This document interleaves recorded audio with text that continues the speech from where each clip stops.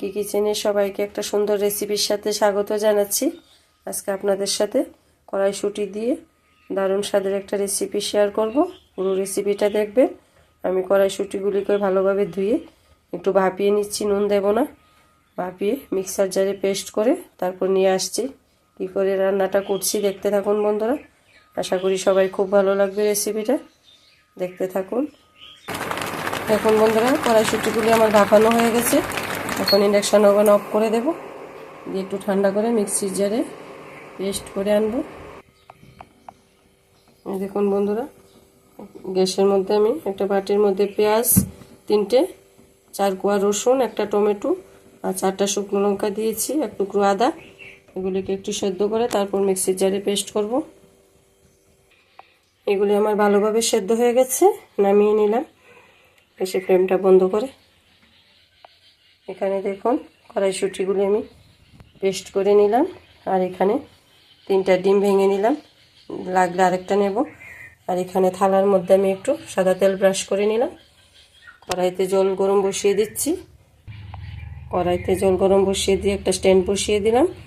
আর এখানে আমি কড়াইশুঁটিটার সাথে ডিমটা মিলিয়ে একটু নুন আর একটু গোলমরিচের গুঁড়ো দিয়ে ভালোভাবে মেখে তারপর থালাটা বিছিয়ে বসিয়ে দিচ্ছি। দেখুন বন্ধুরা, থালের মধ্যে তেল ব্রাশ করে আমি দিয়ে দিলাম কড়াইশুঁটি আর ডিম, 4টা ডিম দিয়েছি আমি, আর একটু নুন দিলাম, একটু গোলমরিচের গুঁড়ো দিলাম। এখন ঢাকা দিয়ে মিডিয়াম হিটে দিয়ে রাখবো কিছুক্ষণের জন্য, তারপর দেখাচ্ছি। দেখুন বন্ধুরা কীরকম হয়েছে দেখি। এই যে ফুলে দ্বিগুণ হয়ে গেছে। কি করে বুঝবো এটা হয়েছে কিনা? একটা কাঠি নিলাম, এই যে কাঠির গায়ে কিন্তু লাগে নাই, তার মানে এটা হয়ে গেছে। এখন ঠান্ডা করে তারপর এটা কাটবো। গ্যাসটাকে অফ করে দিচ্ছি। এই দেখুন বন্ধুরা কীরকম হলো আমার কড়াইশুঁটির।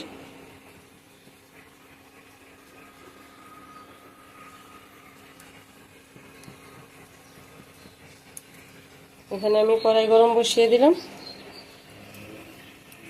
এখন সাদা তেল দিয়ে এগুলি ভেজে তুলে নেব।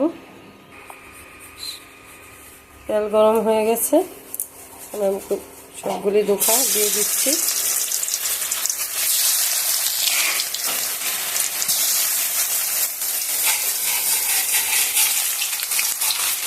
এখন মটরশুঁটি সবাই ঘরে ঘরে থাকে, এমনিতে আর কত খাবো, এই জন্য আমি এইভাবে একটু করে নিচ্ছি।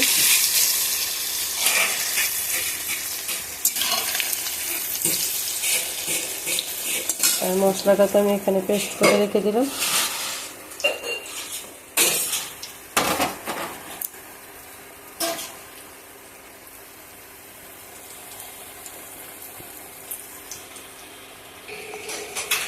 দেখুন বন্ধুরা কিছু ভেজে নিলাম আমি, কিছু নিয়েছি চৌকো করে, কিছু নিয়েছি বরফির শেপ নিয়ে।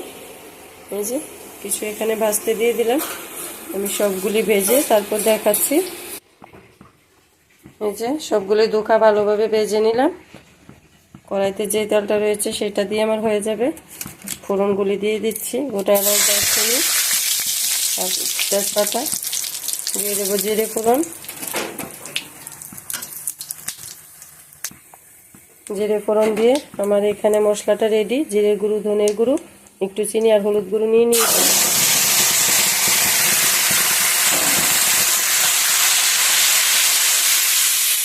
আপনারা ইচ্ছা করলে আলু দিতে পারেন, আমি দিইনি।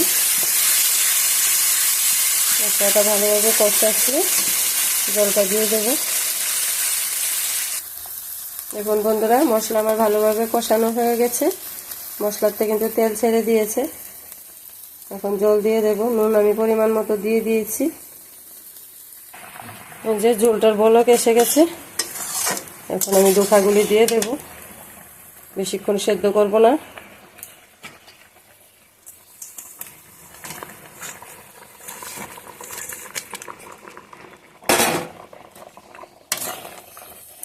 একদিন এভাবে ট্রাই করে দেখবেন, কমেন্ট করে জানাবেন। ভালো লেগে থাকলে প্লিজ বন্ধুরা একটা লাইক করে দেবেন। আমার চ্যানেলটাকে সাবস্ক্রাইব করে আমার পাশে থাকবেন। ধনেপাতা ছড়িয়ে দিয়ে আর একটু লেবুর রস দিয়ে নামিয়ে নেব।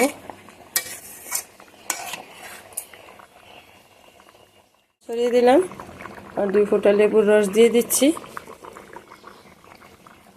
নামিয়ে নেব এখন। দেখুন বন্ধুরা, আমার কড়াইশুঁটির ধোকা কীরকম হলো, খেতে কিন্তু অসাধারণ হয়েছে। যদি ভালো লেগে থাকে প্লিজ বন্ধুরা লাইক শেয়ার কমেন্ট করবেন। আজকের জন্য এই পর্যন্তই। পরে কোনো সুন্দর রেসিপির সাথে আবার দেখা হবে। ধন্যবাদ সবাইকে।